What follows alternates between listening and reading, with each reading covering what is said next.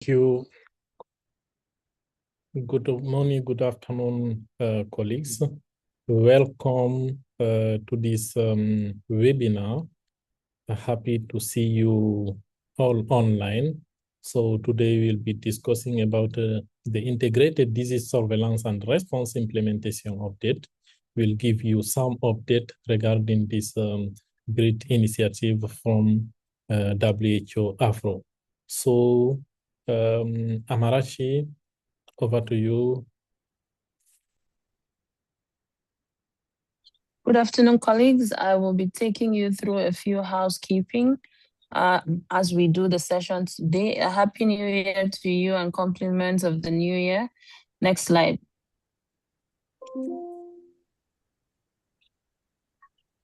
Next. As usual, the WHO is committed to enabling events where we can all participate in an inclusive, respectful, and safe environment. And as you know, we are guided by the highest ethical and professional standards.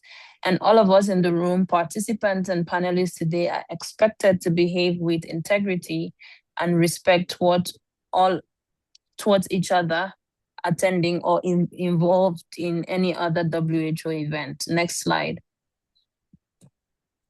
We have interpretation today in English, French, and Portuguese. If you look at the bottom of your screen, you would see a globe icon labeled interpretation. If you click on that link, icon, you can select the language that you want to listen in. And if you mute original audio, the sound will even be better. We're going to use the Q&A for questions regarding the topic or the presentations. Now, if you also look at the bottom of your screen, you're going to see a question icon labeled Q&A. That's the one we're using for questions regarding the topic and the presentations for today.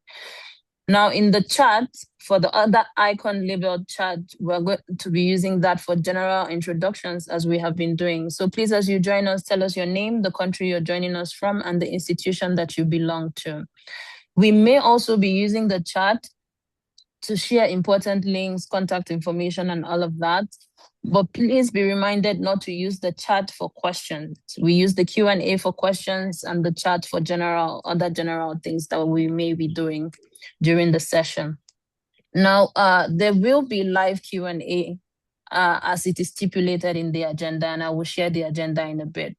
If you wish to take the floor and ask your questions live, please raise your hands using the raise hand feature. For some laptops, depending on the device you're using, it is just there at the bottom of your screen as raise hand. For some other ones, you have to use the react button. There's an icon there called react. If you drop it down, you would then see the raise hand feature. And then the moderator, Saliu, today is going to invite you to talk when it is time. Next slide. By participating in this session, whether as a participant or as a panelist, we take your attendance as permission to record your contributions. And we may be sharing these recordings via our various channels for continuous learning purposes. Now, the session materials, including the recordings, will be shared with you in the days following the webinar. Next slide. Yes, we have collected a lot of data from you today. All of the things you filled during registration, the data is with us, with WHO, and that data is kept very confidential. We may use some of that data for reports, for map, for communication, even surveys, but please be rest assured that it will be de-identified before use. Next slide. All right, so I'm just going to run us through the agenda very quickly. I am currently doing the introduction and housekeeping, and my name is Abiano Amarachi.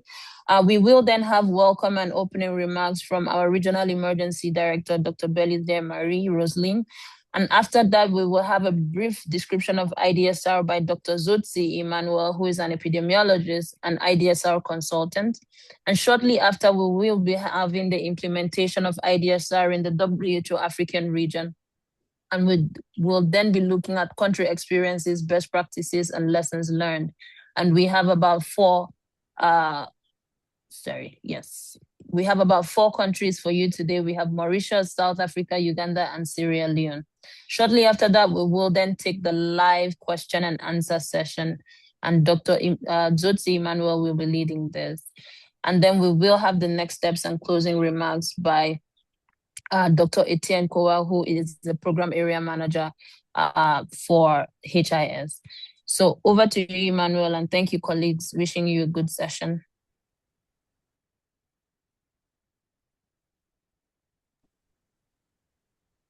Thank you very much, Amarachi, for this housekeeping.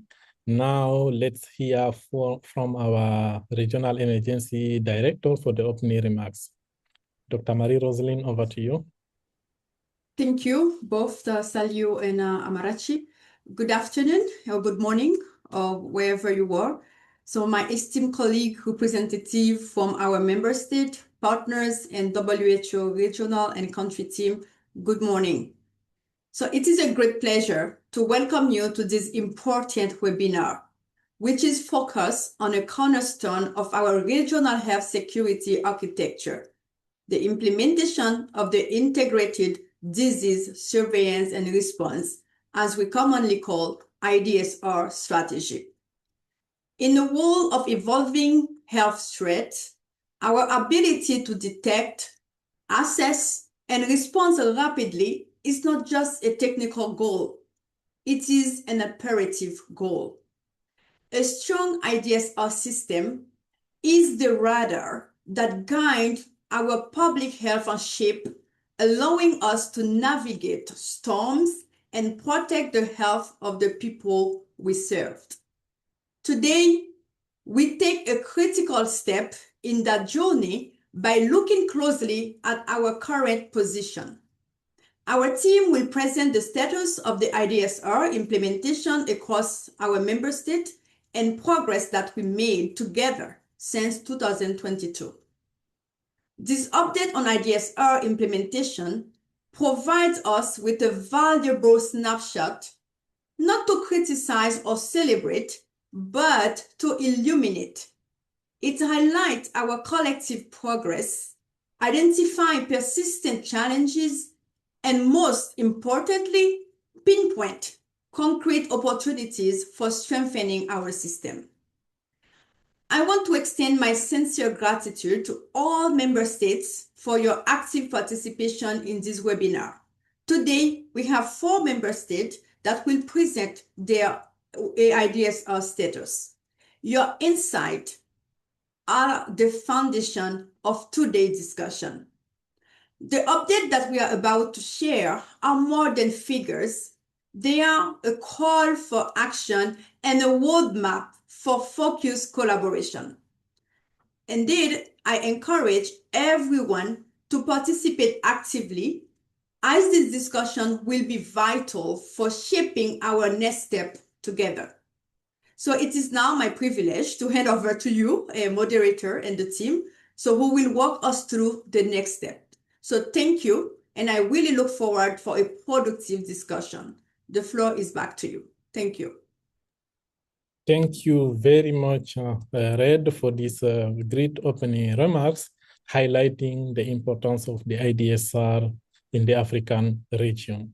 Now, let's move to the objective of this webinar. Slide, please.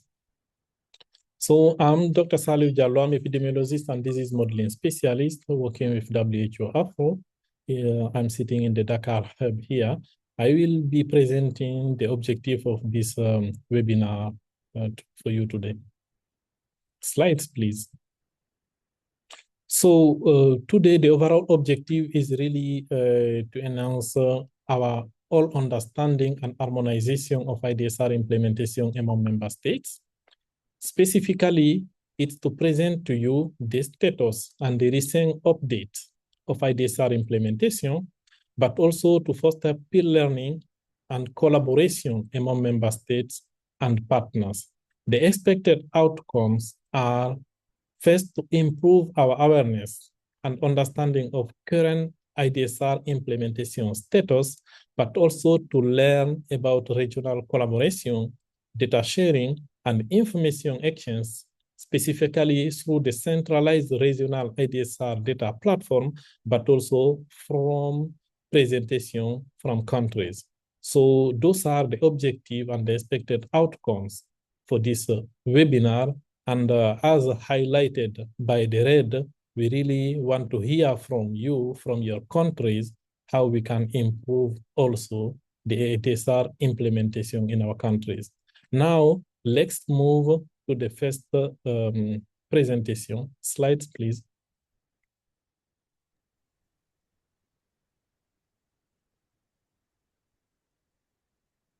Slides, please.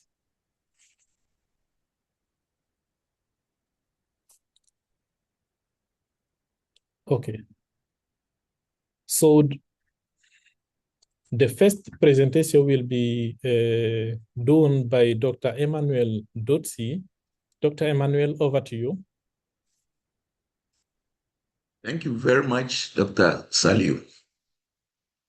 As mentioned, my name is Dr. Emmanuel Dotsi, an epidemiologist and IDSR consultant. I'll be taking you through a brief description of the IDSR.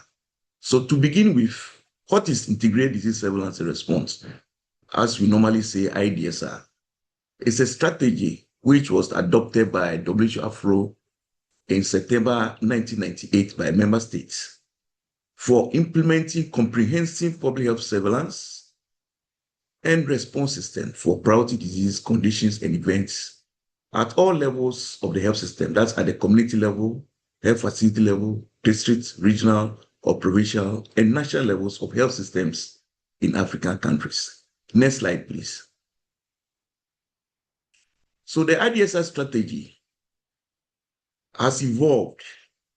For implementing IDSR strategy, IDSR technical guidelines were developed. And these IDSR technical guidelines are evolved through 3 editions. The first edition was in 2001, the second 2010, and the third, which is the current one that we are using, that's the 3rd edition in 2019.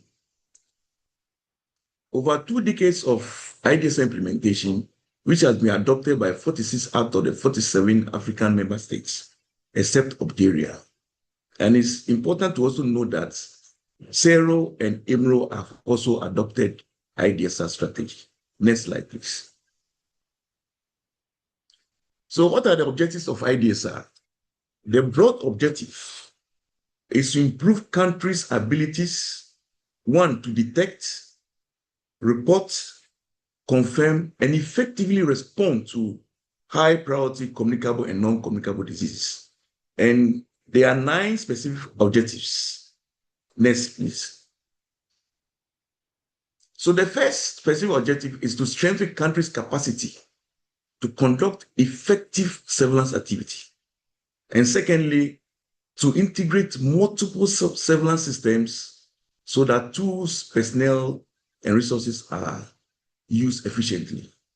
And most importantly, to improve the triangulation and use of information to detect changes in trend to conduct a rapid response to public health events.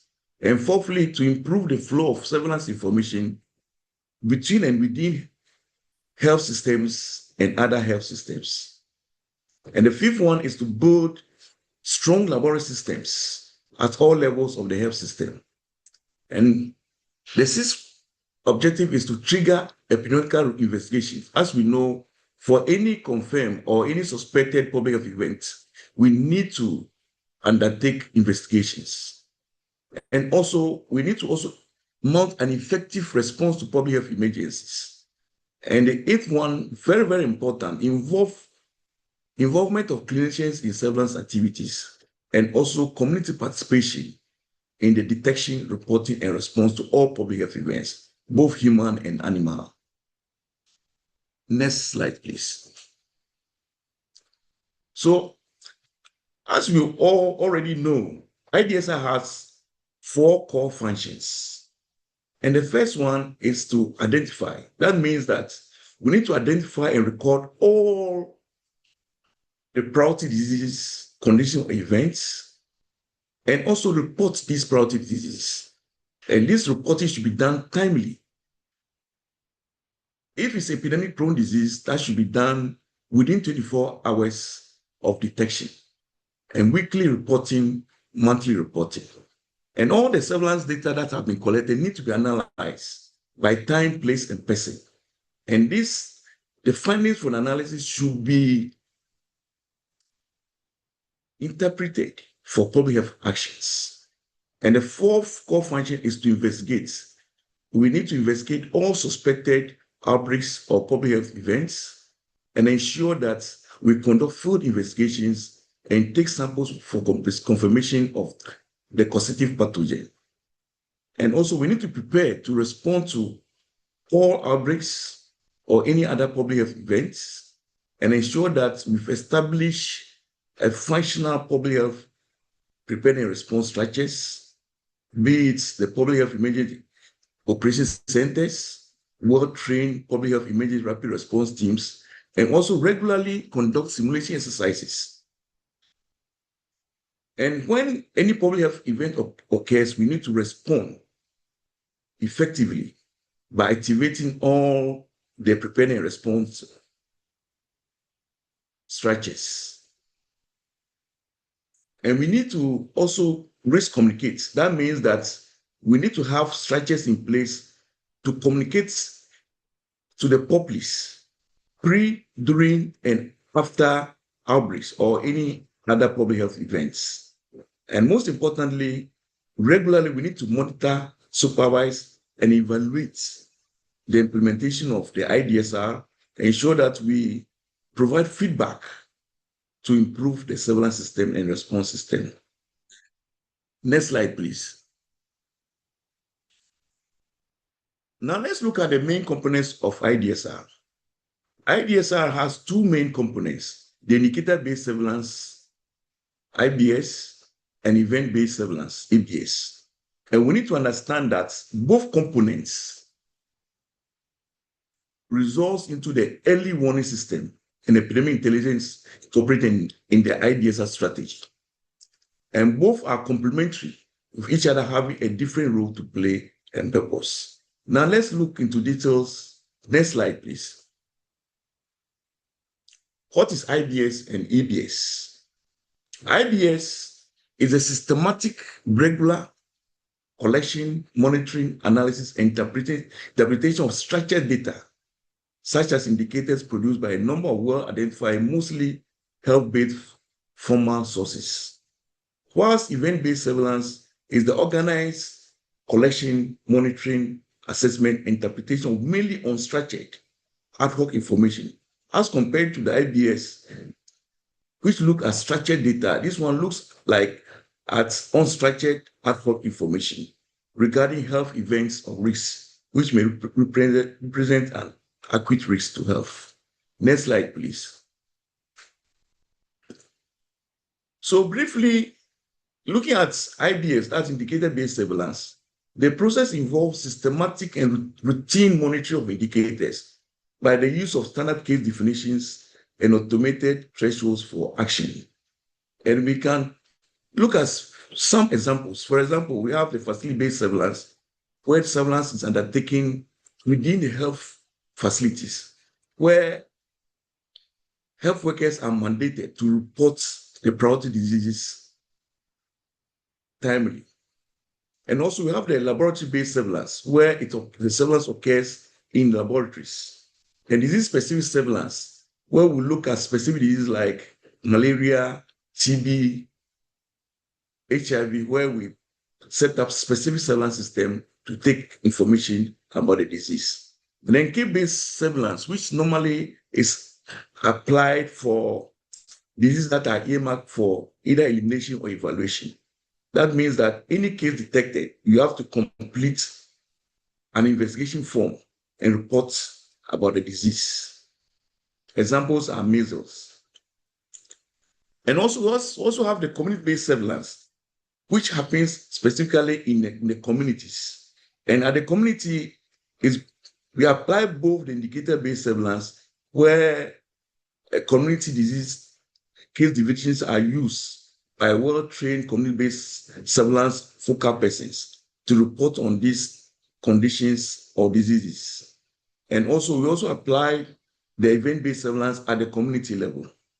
We also have the sentinel surveillance, which looks at a geographical area where selected number of health facilities normally will conduct surveillance on certain diseases. For example, the influenza surveillance, that's use the sentinel surveillance method. And then syndromic surveillance, that takes care of only the presentation of the disease in their clinical forms without necessarily laboratory confirmation. Next slide, please. Now, for the event-based surveillance, the process involves screening all available information so as to be able to detect unusual or cluster of cases, events, or conditions in a community, or looking at any unusual disease or deaths that may involve humans or animals. And looking at the steps for establishing event-based surveillance, we need to first have a well-functioning hotlines and also conduct media scanning. And the media scanning can be done for either official or unofficial information. And as you conduct that, you'll be able to detect alerts, register these alerts, conduct triaging of these alerts, and conduct verification of these alerts. And lastly, we conduct risk assessments and characterization. So for an effective functioning of EBS, we need to have a system that will be able to detect the alert early by the use of the hotline and media scanning, to report these alerts, conduct triaging, and ensure that we verify these alerts to determine whether they are true or false. And lastly, conduct risk assessments. Next slide, please. How is IDSR implemented? We need to understand that IDSR is implemented at all levels of the health system, at the national, regional, district, health facility levels, at the community level. At the national level, the Ministry of Health is mandated to coordinate the IDSR implementation, ensure that they define the priority disease condition and events, and ensure implementation of EBS using the hotlines, as mentioned before, and media scanning, and oversees the implementation of EBS and IBS at all levels of the health system. At the regional level, we need to coordinate the IDSR implementation at the district. So the regional teams are supposed to do this coordination for all the districts and ensure the implementation of EBS, hotlines, and media scanning, and monitor and supervise the implementation of EBS and IBS at district level. At the district level, the district health management team are to ensure that the event-based surveillance are implemented using the hotlines and media scanning, and also monitor and supervise the implementation of the EBS and IBS at the health facility level and community levels. At the health facility level, health facility managers are to ensure that IBS and EBS is implemented at the health facility level and ensure that there's immediate reporting for all epidemic-prone diseases and do weekly reporting of those reported priority diseases. And also conduct monitoring and supervision at the community level. At the community level, we need to have well-trained community-based surveillance focal persons that will implement the EBS and IBS at the community level. And they will ensure that they detect and notify alerts to the nearest health facilities. Next slide, please. So in conclusion, we need to understand that IDSR is a comprehensive system that enables early detection and response to all disease events and conditions. And for this to happen, there's a need for adequate implementation of IDSR at national, regional, district, and community levels. And to achieve this, leadership is critical at all levels for effective and efficient IDSR implementation. Thank you for listening. Over, please. Thank you very much, Dr. Emmanuel, for the great presentation, reminding us the IDSR core functions, the component including indicator-based surveillance, but also event-based surveillance, but also the level of the IDSR implementation from community to the national level. Now we will hear Dr. Etienne Kwa, which is the program area manager for the health emergency intelligence and surveillance, but also the Dakar Hub coordinator. He will talking about the IDSR implementation, the recent update regarding this strategy. Dr. Etienne, over to you.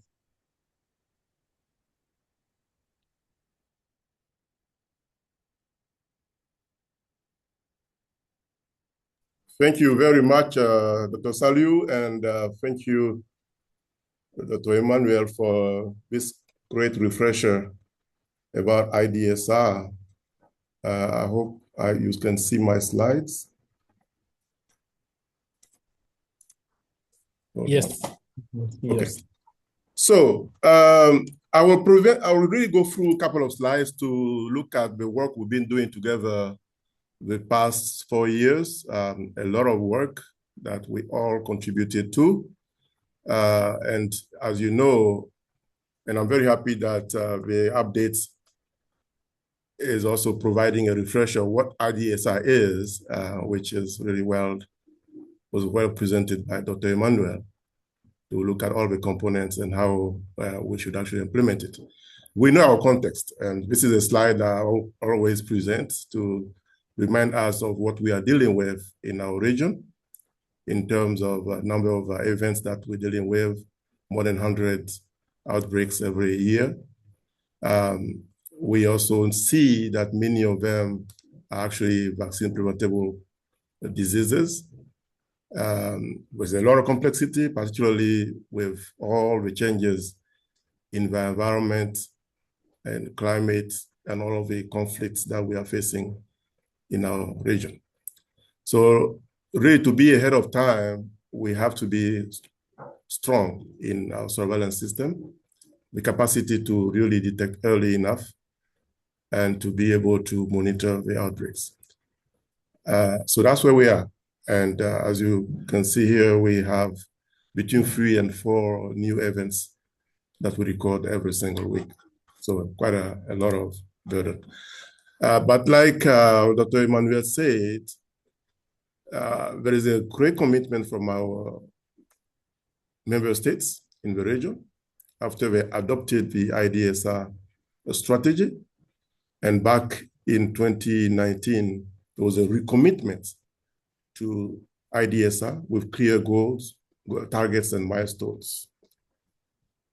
And really the progress has to be presented during RCs. The last one was actually in 2022, we did present the progress of IDSR implementation. And I think this year we'll have to present as well. Now, we have the strategy, we started working, but as Dr. Emmanuel said, over more than 2 decades. But then with COVID pandemic, a lot happened. What you can see here on the graph is really what the situation was in terms of reporting IDSR data back in May 2022, where only 20 countries were reporting IDSR data consistently to WHO, which also was actually suggesting that the data was either not available or that there were some problems communicating or exchanging the data or sharing the data. And so this is really on all the countries listed by sub-region and then, basically weeks over time.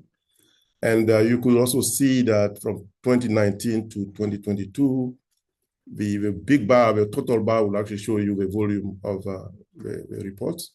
But the green was also showing those reports that were coming in on time. And that green was going down over time. And particularly in 2022 was really, really low. Now, so what could we do together to address the situation? And as you remember, back in 2022, we had a webinar, and I'll speak to that in a moment. So overall, with all that we knew, even before COVID, all the evaluations, the assessments, the surveys, we knew all the challenges that were identified around the implementation of IDSR.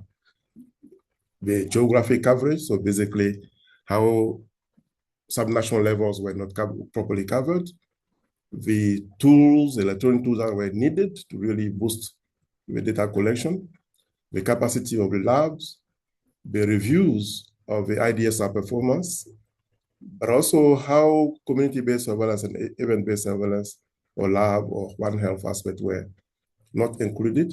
Financing, of course, was an issue, and then overall the leadership aspects and more advocacy was needed. And so here are some of the quick ideas that could actually help resolve some of these gaps. Scaling up the IDSR implementation, of course, with the proper trainings that can be cascaded to subnational levels, the data management and capacity in analytics, the diagnosis and genomic sequencing, and also the monitoring of the performance of IDSR, and again, the advocacy and so on. So we started a journey together. Many of you will remember back in March 2022, we had a large webinar. I remember that webinar gathered more than 800 participants to really relook at how we could address some of these challenges. And this has become, a regular way for communicating or exchanging with member states, with our country offices around the implementation of IDSR. This has actually been one of the ways to address some of the very easy, I would say, fix problems. We also conducted a survey in 2022, which provided a lot of information about the gaps in countries. And we also conducted together sub-regional workshops. We went to 3 sub-regions, basically gathering the countries. There was a sub-region in West Africa, East Africa, and Southern Africa. And then we also started the implementation of a TAS, which is the Transforming African Surveillance System as a flagship, one of the flagships in WHO AFRO that was put together in 2022. Now, we were sure that even with all of that, we needed to also monitor closely the implementation with you on the ground. So really making sure that weekly we know how data is being collected, submitted. Quarterly monitoring, looking at the challenges, some of the indicators that can help understand how things are going on the ground, and then annually reporting on IDSR to look at the core functions, how we are doing with them. Now, the 2022 survey, and this is not news because as I mentioned earlier, through the evaluations and the surveys, we knew more or less what the challenges were. And the 2022 survey identified pretty much the same, the financing, the training, the geographic coverage, but most importantly, the electronic tools, we came up really as a strong aspect of the gaps, the capacity to use the data, the leadership, the lab, but also that integration of our over the indicator-based surveillance or facility-based surveillance, the community part and the event-based part really identify our critical limitations of IDSR implementation. The reporting and data sharing, and then of course with performance. Now, based on all of that, and luckily we had put together the TAS flagship initiative. We started the implementation of the TAS. So the TAS is really about reimagining the way we implement, the way we work with IDSR to accelerate the detection of outbreaks. So having better data, better analytics for better decision, better information for better decision. And then we have 4 pillars. So basically addressing those gaps that we identified, the geographic coverage, so scaling up IDSR implementation, the data management aspects, which really involves all the electronic tools that can help reduce, the burden of that process, which is, we all recognize is a very heavy process of collecting data every week on all the priority diseases that we have, the workforce, and then with the advocacy and policy dialogue. Now, during the sub-regional workshop that we all did, and also with a task work plan that we started working on, we came up with some ideas of how we can address those five actually aspects of improving IDSR, and came up with some templates. You all worked with this, and which was very helpful to understand where the gaps were, but also how each country was trying to address those gaps clearly. And so first we started with, and that's, I'm trying to really lay down the process we went through all together with 11 countries, with a task, basically based on some of the priorities we identified, and it's basically addressing those particular categories of gaps that we identified. Now, what happened after that? When we started. So in May 2022 already, so 3 months after we started, this was actually the figure I showed you in May before we initiated the actions. 3 months later, about in August 2022, we started seeing a little bit of change. Basically, what happened is there were a few things to fix. For example, communication or submission of reports, feedback that was needed. All of those were very easy way of, fixing these gaps, and that was really being reflected quickly into the results. It's 6 months later, we started seeing more reports coming in, more data on the ground. By communicating with country, we knew they were able to, produce the data, and then 12 months later was even getting better. About 2 years, so in 2024, we saw a better picture. And we started focusing on countries where we still had challenges. And this was really a process that was very interesting and rewarding. And now if we, we look at the overall, how we are all doing in 2025, this will be the picture. Of course, towards the end of the year, we always have a little bit of problem. We have to fix it together. Because we have holidays, but the outbreaks can still happen. So we have to find a way to really manage the end of the year, the beginning of the year every time. Now, on the country side, we also saw clearly with 11 countries that started implementation of the task, quite some interesting results, in terms of addressing the geographic coverage with a lot of training that happened, cascading with training, but also really training with health workers, the material, the IDSR materials and tools that could be used on the ground to really collect the information. The DHIS2 platforms or electronic platform that started to be built by countries, the capacities in diagnosis and genomic surveillance. And then the advocacy also aspects that were conducted by a couple of countries.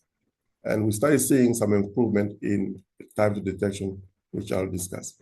So from that point, we had the task reports, and we were really going to accelerate, and we move on to about 28 countries, of course, with the limited funding that we have. And the plan was really to add additional countries to the process. Of course, we currently are limited, and this has not happened yet. We also saw clearly in terms of a time to detection that a good player in that process is really how analytics are playing. So we made a quick comparison looking at 2021 to 2023 data, that period. And we really found out that actually comparing the IDSR reports that were not shared by the countries, basically meaning that they were not using the analytics that we, AFRO was providing, we had a longer time for detection compared to when those analyses were applied. And so about 19% more outbreaks could be detected within the 7 days. So that was quite encouraging to see. And so, and this is really good news because this has had an impact on all that we are doing in terms of improving time to detection from, the 2017 time to, if you look at the 2022 period, more or less, to now, where we have now about a median time detection being about 2 days. Quite an interesting and important progress. And 71% detection of all the public events are happening within the first 7 days. So this is a really a result, and I think we all need to congratulate you for this improvement. We still need to improve, of course.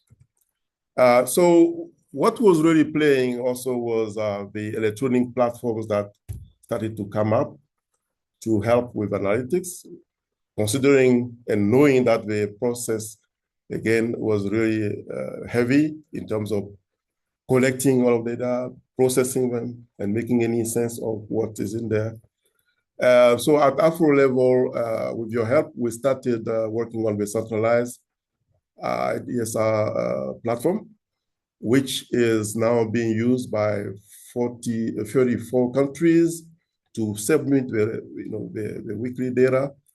The idea is really, and the point here is for all the member states to really use this. If you have your DHIS2 platform, you can use some of the analytics still. There's a lot of analytics that has been built into this platform. And this is something our team is following up with all of you to make sure we take advantage of this. We have also had the opportunity to provide more training to countries in terms of advanced analytics, including modeling. And we're also seeing a little bit of data information quality, data quality getting improved, and also the data sharing aspects between countries, actually. So the IDSR platform is out there. Every member state at least has access to it. For those who do not, we really encourage everybody to really have access and make use of it. For example, in the platform, you have the freshwater analysis. This was a bit of work that you guys were doing every week, basically, to see which freshwater has been crossed. These are things that are now being automated in the platform that can quickly tell us where we have a red would be, any area, any country, or if you go to the country level, any district in which at least one particular condition or disease has crossed the alert threshold.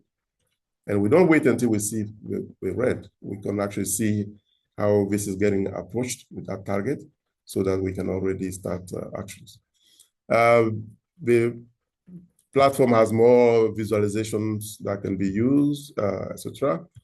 And then most importantly, outside of the platform, the idea is really to start looking at more advanced analytics, including modeling and looking at some of the trends, including looking at climate change and public health events, interactions, cross-border, for example. So obviously, as we get into producing more data, having the quality, this is really what we need to do to understand what is going on, how to anticipate. So basically forecasting, predicting areas that might be hit by certain outbreaks and so on. And so these are examples of modeling that we have started doing at the regional level. As I mentioned, some of the member states have been trained on some of these models, looking at the climate aspect of it, and also the cross-border surveillance information sharing, which we actually implemented for the countries in Central Africa. But we're also starting this for the Western African countries. Now, one of the things that I really want to focus on is how we integrate the data system. So we have talked about the IDSR, But IDSR cannot solve all our problems. We have other sources of information. So what we all collectively are going to do is we already started doing is really looking at what the EOS, which is the epidemic intelligence from open sources, is doing. Almost all the member states have been trained and generating signals. EOS is contributing to a large proportion, about 60% of all the detection we're having. So how do we include with EOS outputs, with signals, with the IDSR, to really understand what is going on, and how do we monitor or track events as we move on, and how do we share information across the borders, for example, and how do we also understand what is going on in the response, for example. And so this integration has started to happen, and the next phase is really to talk to you to see how this can be useful at your level. From the IDSR platform, integrating the event management tool with a public health events database so we know actual events have happened, and how do we make use of the EOS inputs, for example, to really integrate more and generate more intelligence. That's really the critical piece of how we can improve our public health intelligence generation. But we still have a lot of challenges. And from the 2024 assessments, these are just pretty much a couple of areas that we identified. The report is out there. We'll share the full report. But we still saw clearly that the capacity in detecting unusual events is still low. Because those actually have to be really detected through event-based surveillance. They are sometimes out of basically the facility systems. And so we have to really encourage the event-based surveillance, EOS, other methods, hotline, as Dr. Emmanuel mentioned. That's a really critical area. The quality of the data is also of concern. Obviously, currently the platforms that we are building are helping to track some of those anomalies, but we'll need to do more in terms of quality on the ground. The district level capacity in data analysis also was found to remain weak, with only 45% of the member states with that capacity at that level. Challenges in time to reporting. You saw those greens, but it's not everywhere. We also saw many yellows, which means the data comes in late. Now, for the data to be useful, weekly data, it has to be immediate. Almost, otherwise, I think we'll miss a lot in terms of what is happening really on the ground. The capacity to report the data with more details, so the case-based surveillance is also quite limited. We saw that in the report. And the timely reports of outbreaks, which needs also further improvement. And overall, the financial aspect, the financing aspect is still there as a very weak link, which we all think it will be critical to address, to find ways of mobilizing more resources, particularly domestic resources. So way forwards, and we wanted to introduce this, and we'll have an opportunity to launch this mobile app. So from the centralized IDSR platform, we have now moved to a mobile app, which basically it's the same, but will be easier to have the information at your fingertip. All the events, all the signals coming in directly, almost real time on the mobile. That really will help understand what the issues are, where are we crossing the alert threshold immediately, and take actions. This is also a potential for us to look at how we can support you on the ground to collect IDSA data almost real time. And I mentioned already the analytics part, the AI, which will be very useful to really accelerate what we are doing with this complexity that we are talking about. Collaborative surveillance will have a chance to, we did a webinar recently, but we'll have a chance to discuss more. How do we integrate more data from other sectors to really understand what is going on and be better prepared? The Dakar is here for you in terms of capacity building. So the potential of supporting member states on their systems we're building, but also taking advantage of some of the technologies being developed, it will be important to look at, including some of the new models. We're partnering now with Google for the population movement model, which is PDFM, and then also the data integration and modeling, and of course the climate health analytics that would be very important to track. I think this is where I wanted to end, but I want to congratulate everyone. This is really laying out what we have done in the last 4 years together. And we've seen the impressive improvement in almost every member state. And we really encourage everyone to continue on that road to make sure we are better prepared to minimize the impact of the outbreaks. Thank you very much, and back to you, Sally.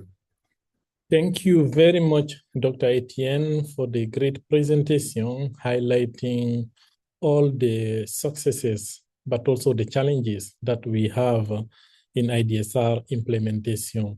You see that innovation, having tools that can do data integration, automation for data analysis. This is a great, this is key really to help us to enhance the IDSR implementation, but also mobilize the resources, starting from tasks, but also actually many other resources are being mobilized for enhancing IDSR implementation. We talked about collaborative surveillance, we talked about the AI for disease modeling, we talked about mortality surveillance, but also the collaboration with Google's.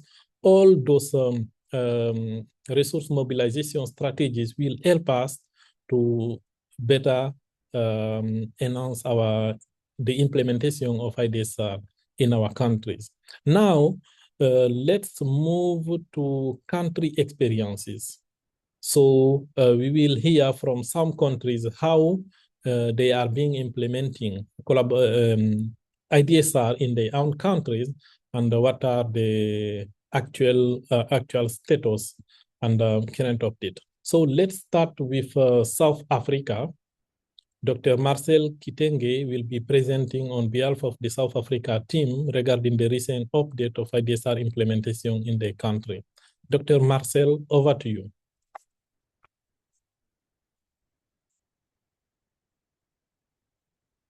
Okay, thank you so much. Just put on slide mode.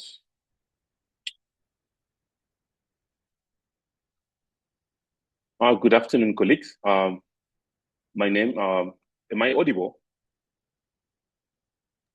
Yes. Yes. Okay, thank you so much.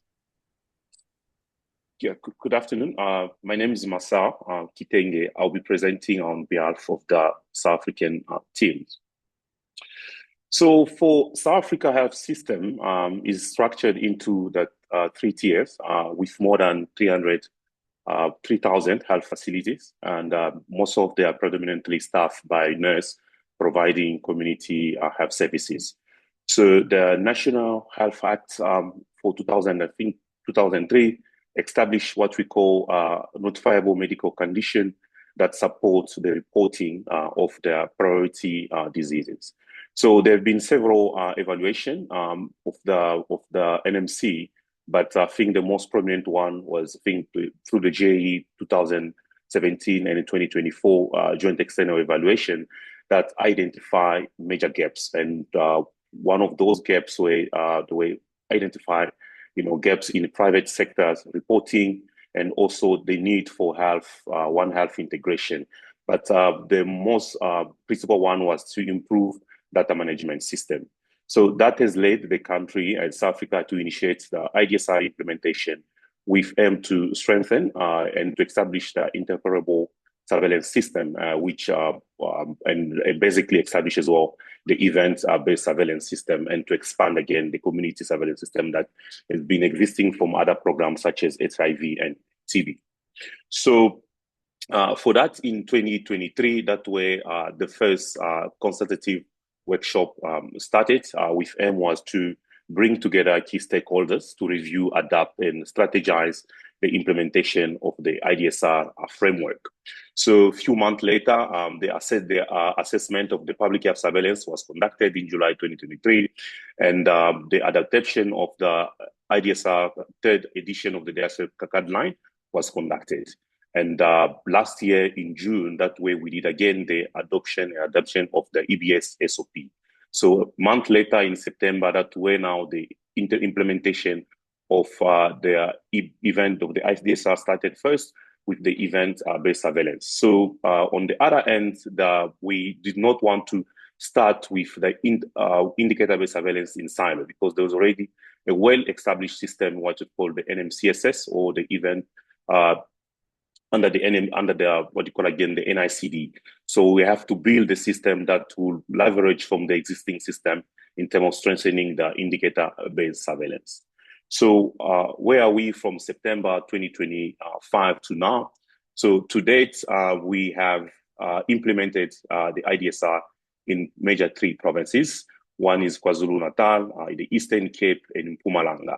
So we have conducted a refresher training of trainers in those 3 provinces, covering 22 districts, and 254 health care workers were trained in those facilities. And to date, we have established the electronic system where the indicator, the signals and events are reported. And to date, we have more than 300 events that have been reported, acted upon, and respond to it.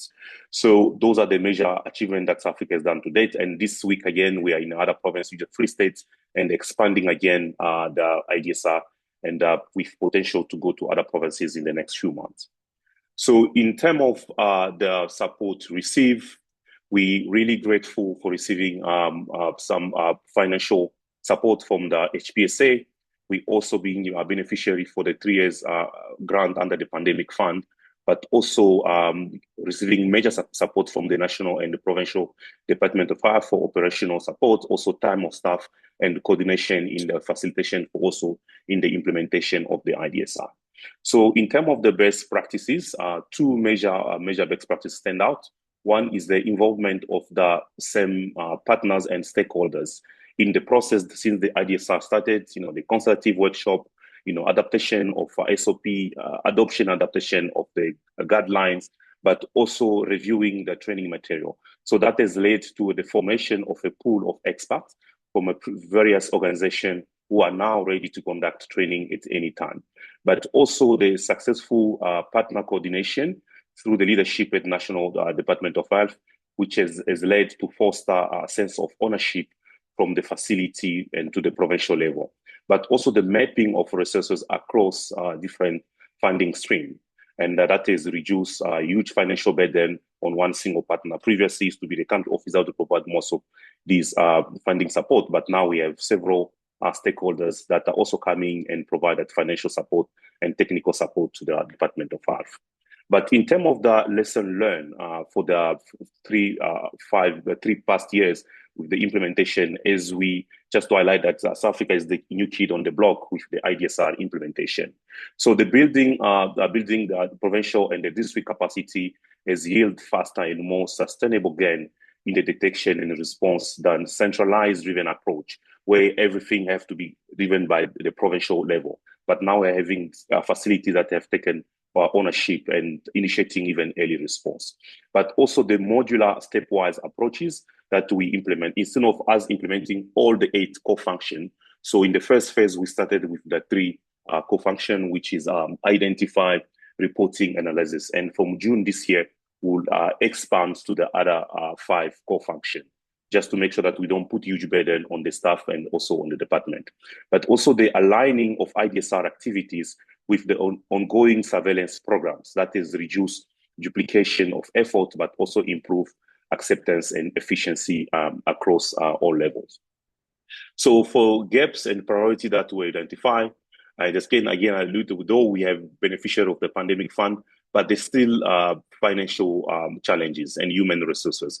And that has been identified across, all our provinces where there's really no staff to perform surveillance activities. And that has been huge major impediment in the expansion of the IDSR, but also the delay in the finalization of the IDSR technical guideline. So to date, only 5 of the 11 sections have been reviewed to date, costed, and fully implemented. So the plan is by June to finalize the other 6 remaining sections, and also endorsed and signed by for the DG. But also the monitoring and evaluation gaps at the provincial level still very visible. So with the systematic track of training coverage, guideline uptake, IDSR adoption require further strengthening to inform what we call the adaptive implementation of the IDSR. So in terms of the resource that is needed, one is to resource mobilization. For sustainable implementation, we need more required resources in order to capacitate provincial and district, but also knowledge sharing. So reason why we are very grateful with this type of activities that we have to learn from other countries that have implemented for so many years, as South Africa is the new kid on the block who learn from these countries. So we would like to thank all the partners involved in the implementation of the IDSR in South Africa, but with particular appreciation for the leadership demonstrated by the Directorate of APN Surveillance at the National Department of Health. Thank you, and over. Thank you very much, Dr. Marcel, for this great presentation, highlighting really the updated implementation of IDSR in your country. As you remember, South Africa is one of the latest countries that have started implementing IDSR, but they have done a lot. And thank you very much for this great achievement. Now let's move to Mauritius.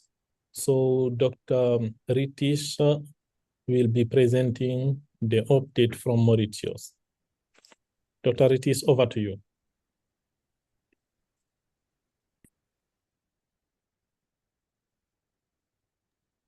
Good afternoon, colleagues. Excuse me.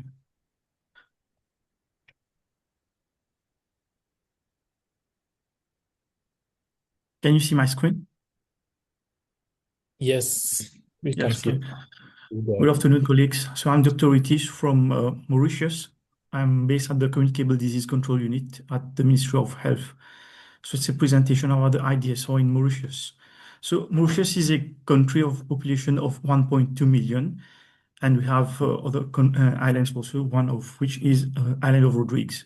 In Mauritius, we have a 3-tier health system, which comprises mainly of 5 regional hospitals, 6 specialized hospitals, and 146 primary healthcare facilities.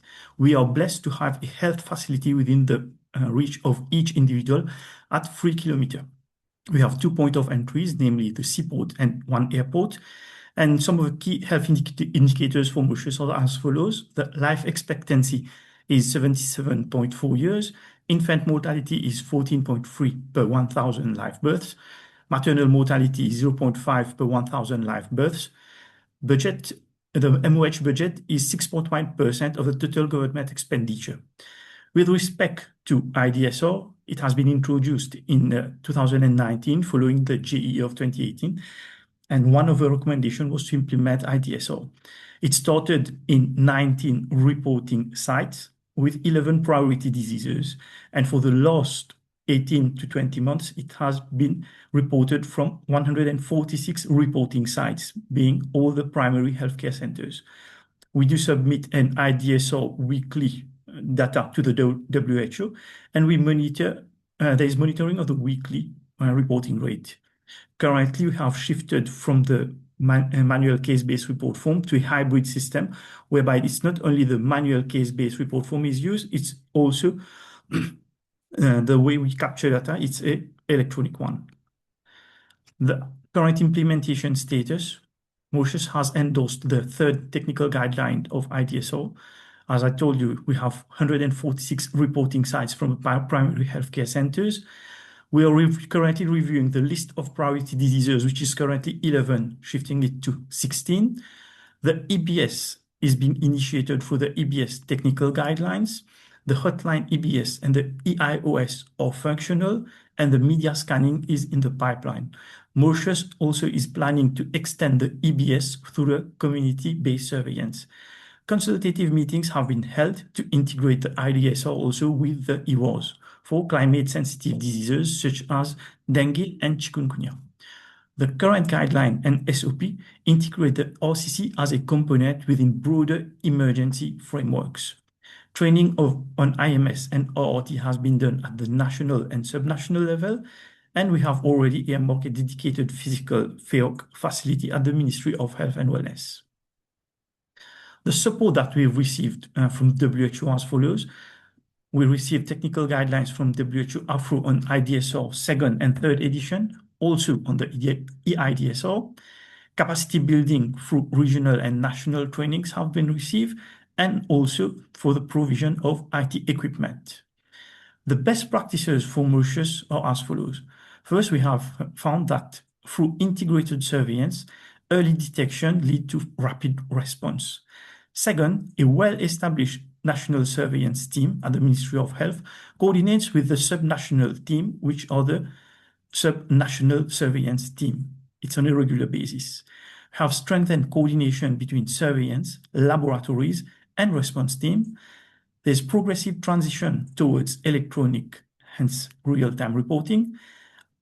Mauritius also was identified as rubella and measles eliminated country on 17th of November. So we found that IDSR acted as an enabler for Mauritius for that status. The lessons learned were as follows. Continuous training and mentorship are essential. Event-based surveillance complements indicators-based surveillance. Linking surveillance to response improves outbreak control. The gaps, priority challenges, and I'll talk with to the support needed parallelly. First, it's about interoperability.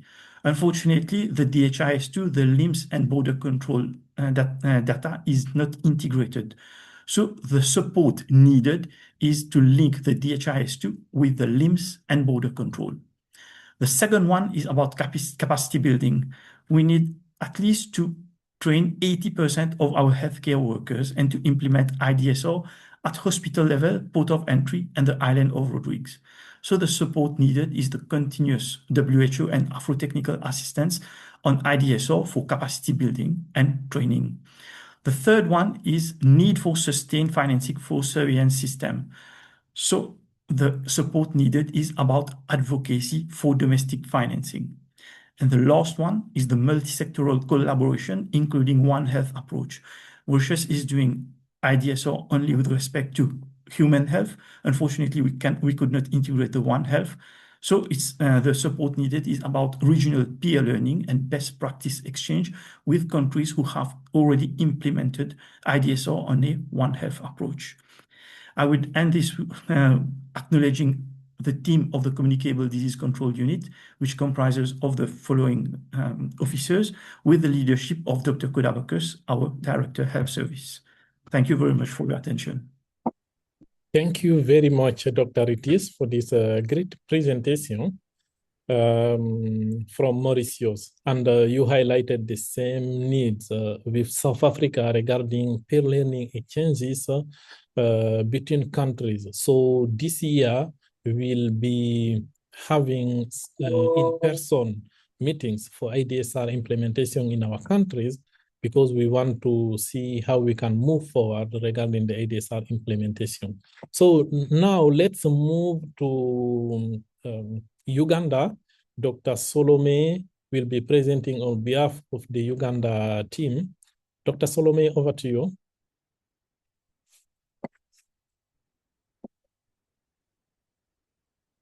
Right, good afternoon from Uganda.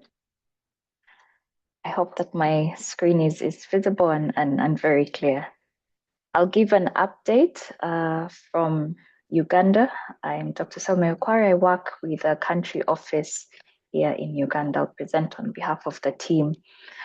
Just to give a context to understand where Uganda is, we operate a tiered health system within Uganda, running from the national level all the way to the community.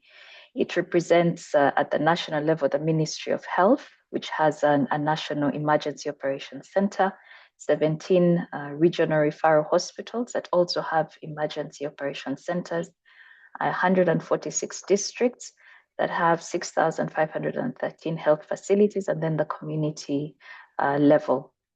Uganda has been implementing IDSR since 1998, so I guess we are the old ones on the block, and adopted the third edition in 2021 and started with its rollout across all the different districts.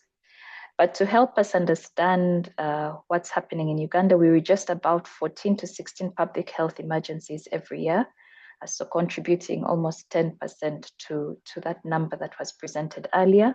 And in the last 5 years, we've registered 5 events that were public health emergencies of international concern. Also quite a number of refugees, the highest population within Africa, and we have 8 designated points of entry. To accelerate the implementation of IDSR within Uganda, and as part of the TAS initiative, Uganda adopted the 717 metric to improve detection, reporting, and response, hoping that this would support the country to achieve that 312 target as it is in IDSR. So right now, what we have is an average of about 3 days to detect new events. But this has quite a large range from less than a day all the way to more than 90 days for some events. And then 58% of these events are detected within 7 days, but lab confirmation is always within 24 hours. Notification or reporting is always very quick, 1 day, and then response, again, very quick, within 2 days, a full response is established. Sorry. Looking at the core functions, I will focus on a few. The capacity of the country to identify and record has really been built, with standard case definitions for priority diseases available across the country, both in electronic and paper-based. And then reporting channels have been expanding substantially across. Initially starting just with the paper-based, then an SMS mechanism that we call SMS 6767 or MTRAC, and then eventually, due to challenges with resources, this reporting platform has also been developed into an app, the MTRAC Pro, that allows for those reporting units to input data directly. There are also hotlines for immediate reporting, as well as the emergency public health event management system that is running through the EOCs. We produce a weekly epi bulletin, have done quite substantial work with investigating and confirming outbreaks, with reference labs all the way to the national level capable of doing genomic sequencing. A lot of effort has also gone into prepare to ensure that a workforce has been trained to respond to events, as well as making sure that the documents that support that response are available. As I mentioned, the country has EOCs at the national and regional level, and capacity for risk communication has really been improved. A lot of work has also gone into improving the quality of monitoring and evaluating with quarterly reviews, digitizing the tools used to monitor in order to improve the visibility of what is going on at the subnational level. But I'll focus mainly on 3 things that have really improved the quality of the IDSR system. One is digitizing of a lot of the platforms and moving away from paper-based systems. The second is with harmonizing the data systems at the national level.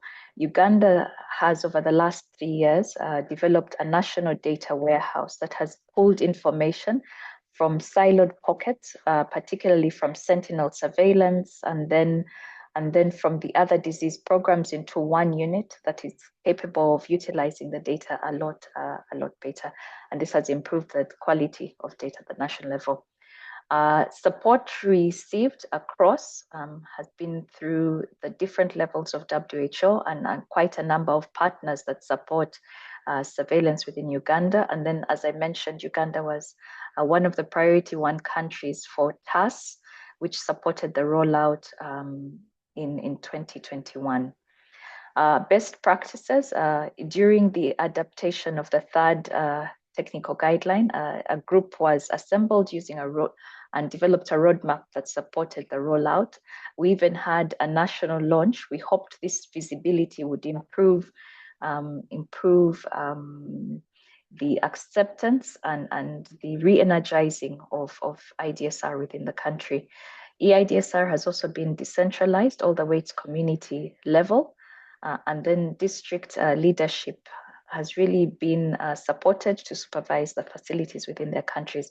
Another important best practice from Uganda is development of a specific guideline to improve mortality surveillance. This was completed last year. We have been lagging behind quite substantially in this area, and this is something that is supporting. In the lessons learned, many of these are from the best practices, but it's really around standardizing data collection through digital systems, as well as strengthening leadership in order to achieve all the success within IDSR. However, a few gaps and priorities still remain. One, even though we've rolled out across all regions, there's still a gap within involving the clinicians and helping them understand their role within IDSR, as well as the vast number of private facilities that keep coming up. Then data quality is also still a challenge. As you saw, it's still below 80% as we aim for that 95%. In some areas, we still have paper-based registers, even as we move towards digitization. Then interoperability right now is at 80%, so still quite a bit needs to be done. And then the role of AI is still ill-defined within our data systems. I think this also leads us to the support that is needed. First is for resources to support that engagement with clinicians to improve the broader IDSR, but also improve the quality of our mortality surveillance so that every death is medically certified. Then to continue to support supervision of private facilities, and then expand access of the digital registers across all health facilities. And then also technical support to improve that integration of AI into the data systems across the Ministry of Health. Yes, thank you very much. And this is the presentation from Uganda. Thank you very much, Dr. Salome Kware from Uganda, for presenting this update from Uganda. Thank you very much. So let's move to the last presenter.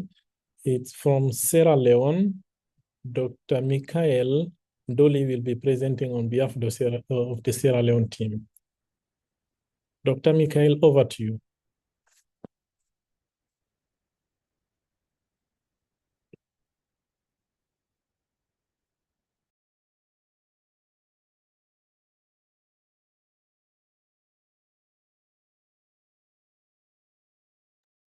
Sorry, I was just trying to unmute myself, and I hope you can see my presentation. Let me put it in the presentation mode. Okay, good morning, good afternoon to all. I am Michael Alusan Dolly, Surveillance Officer, WHO Sierra Leone. This is the presentation for Sierra Leone. For the country context, we have a very strong Ministry of Health and the National Public Health Agency that are supporting IDSR activities in the country. And we have 5 regional EOCs plus the National Watch Room that are well equipped. The regional EOCs were supported by WHO. And we have 16 districts in the country, 1,560 health facilities that has IDSR focal persons.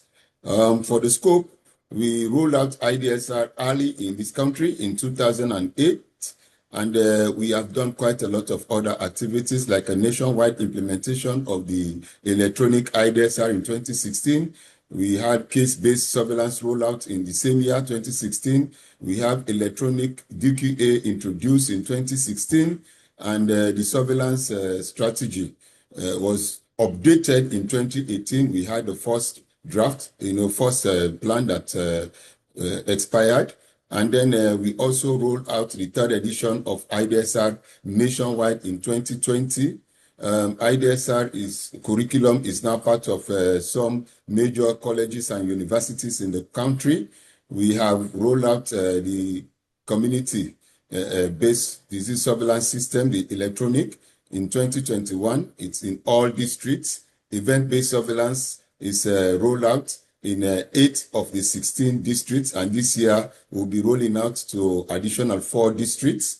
We have 98% of weekly health facility reporting, which you will see under the key indicators. You will see that for the past 4 years, the last 4 years, we've been green, above 90%. The surveillance strategy is mainly indicator-based surveillance and event-based surveillance system. And for the core IDSR functions, we have 95% of our suspected outbreaks detected within 7 days. Notification is done within 24 hours of detection. 98% weekly reporting, I've already indicated. We have 80% of districts produce weekly bulletins. There is routine analysis and visualization in all districts. 80% of the health facilities conduct routine basic analysis on priority diseases. For investigation, we have a large number, more than 600 personnel that have been trained in various areas that support investigation. We have 95% of outbreaks investigated within 7 days of notification using the 717. For preparedness, we have over 600 personnel that have been trained either for AVOC Surge or Rapid Response Team or FETP, that's a Field Epidemiology Training Program, or the EMTs. And then we conduct CMETs and risk assessment regularly. We have the multi-hazard plan, the personnel development plan, and the contingency plan that all help us in our preparedness. For response, response is done for 100% of all the reported outbreaks within 24 hours. And then we have the EOCs I've mentioned.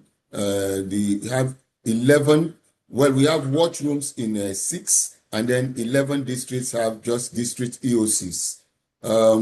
We have 1,800 IDSR focals in the country, and public health emergency management committees are in all districts that support response. For communication, the risk communication plan for emergencies is available and utilized.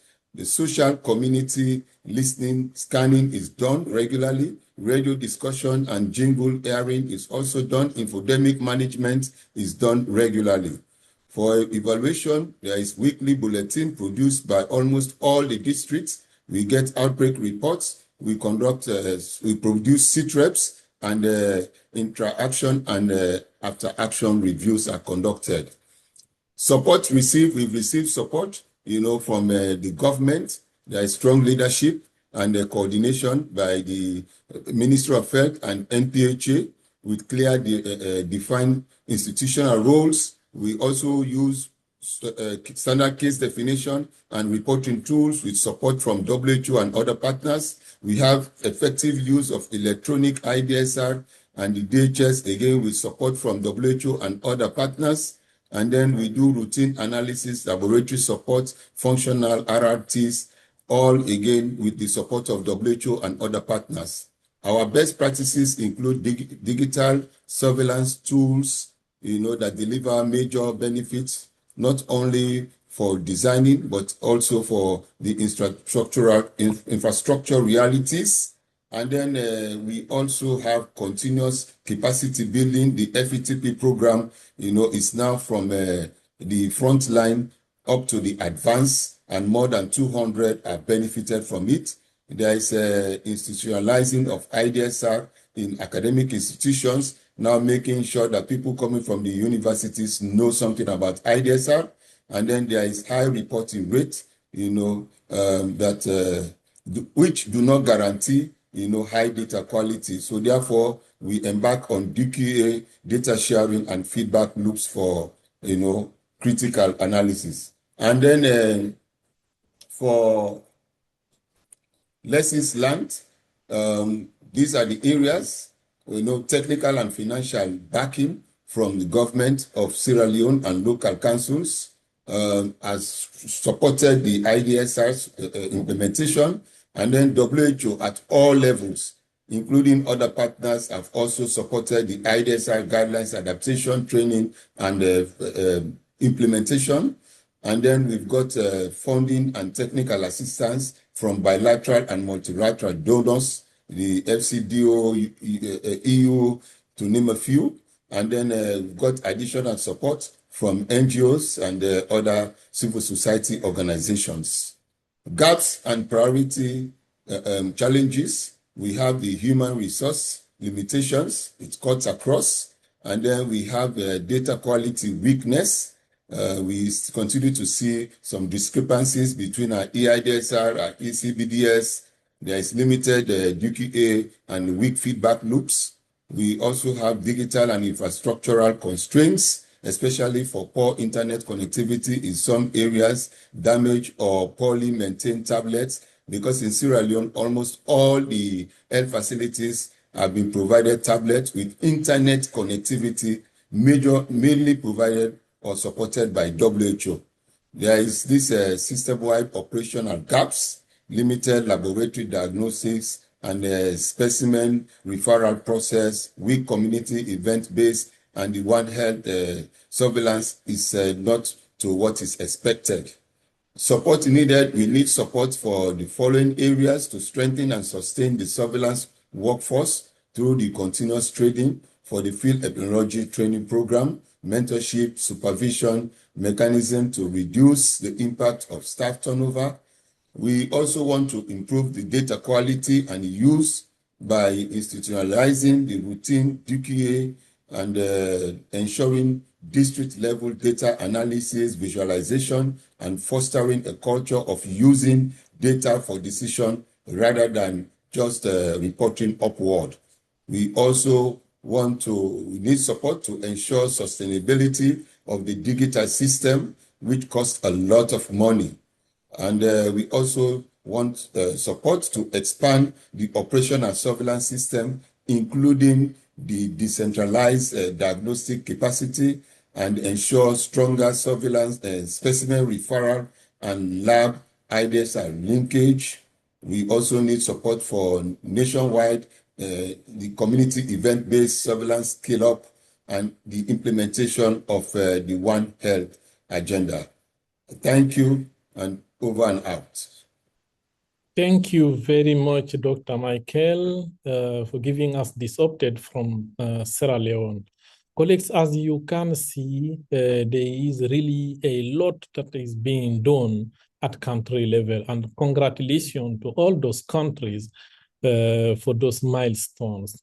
And also to flag that those quarterly and annual assessment that Fleury is sending to you is really helping us to mobilize resources to implement, to enhance the implementation of IDSR in your countries.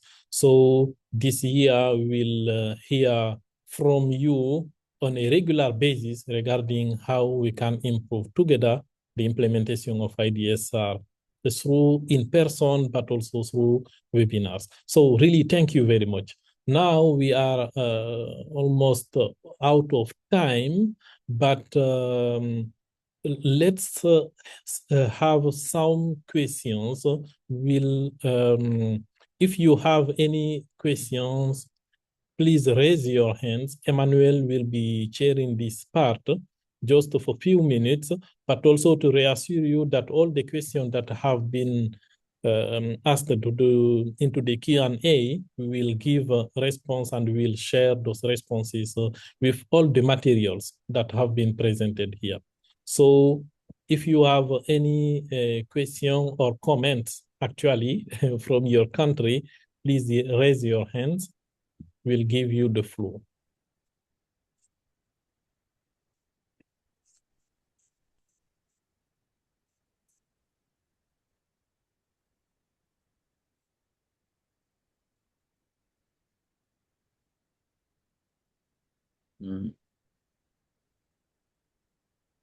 Okay, I can't see any hands.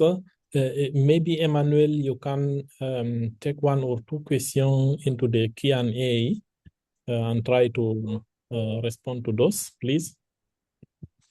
Yeah, thank you very much, Dr. Saliu. Yes, in the Q&A, most of the answers have been provided, but there's this one question.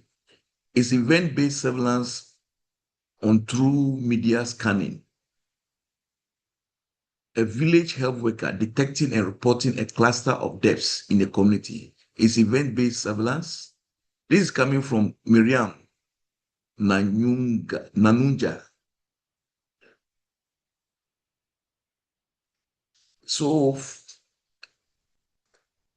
yes, Miriam, what you have provided is a typical example of what the trained community health workers are supposed to be doing. They are supposed to be looking for those clusters of deaths and notify the nearest health facilities managers so that a team can be sent to go and verify to see whether that is true or not.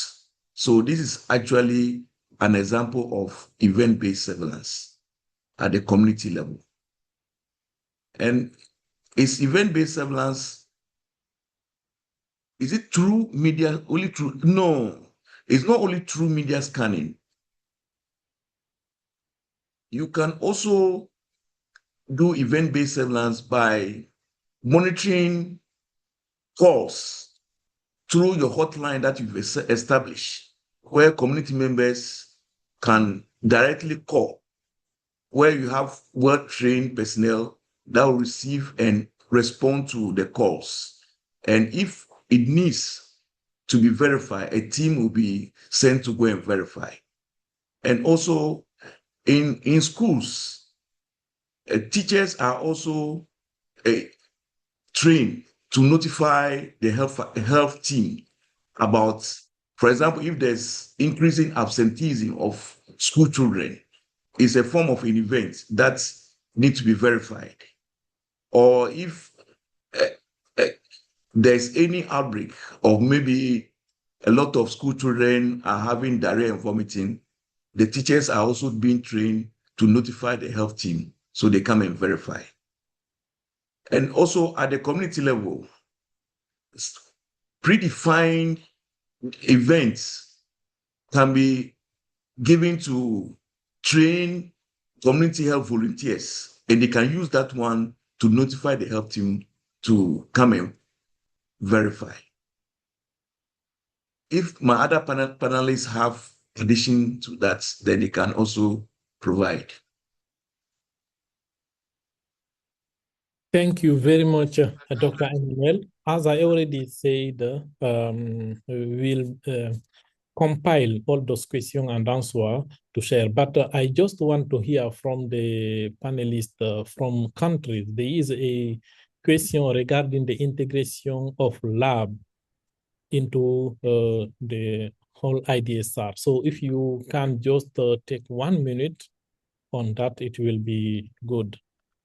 Thank you. Let's start with South Africa. Okay.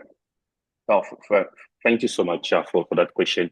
So, yeah, the beautiful story of South Africa is that we have almost the strongest and the largest laboratory in Africa with more than 3,300 diagnostic laboratories, which I think, like last year, they reported that it covered almost 97 million tests. And that data sync directly to what we call an identifiable medical condition for those 25 category 1 conditions that are under surveillance. So systematically, once that is detected, it goes through the NICD and it's reported systematically. So the plan that we're having for the second phase is to build an interoperable system that will link the NMCSS to the DHIS2. And that work has started with East, and the mediation process has started. So in the next few months, we would like to have that information syncing straight to the health of facility level, but leveraging from the robust and the largest laboratory system that the country has. Okay, thank you very much, Marcel. So, sorry, colleagues and participants, we are really out of time. So, we recommend that we will share with you the compiled answer for all the questions. Now, let's give the floor to Dr. Etienne and Dr. Marie-Roseline for the closing remarks. Over to you. Thank you very much, Dr. Saliu. This was really a great opportunity to exchange with you all. We've learned quite a lot from the regional level, how we have been interacting with you, the work we've been doing together, but also at country level, the examples that you provided from Uganda, South Africa, Sierra Leone, were really powerful. We really want to encourage you to continue this discussion through more interactions, not only when we have webinars, through emails, through calls. And there was a question actually that came in the comments about sharing more use cases from the ground, which is lovely. And we will really encourage documenting, what is happening in your countries. We really want to thank you for your active participation. The chat was very busy. There have many questions also in the Q&A that were responded to, but I'm sure there are more questions and we could not have time for more. But if there are any questions, as Dr. Saliu said, we can respond to those by email. We'll be collecting all of those and responding to. So I really want to thank all of you, congratulate you also for the results that we went through, which is really your work. And we are here to provide more support as needed. And we will continue this collaboration and interaction that will hopefully be very fruitful for all of us and for our people. Thank you very much. Back to you, Dr. Saliu. Thank you very much, Dr. Etienne. Thank you very much for all of you for the participation. We'll be having many webinars coming soon where we will invite other countries to present. Thank you very much. Have a good day. Thank you.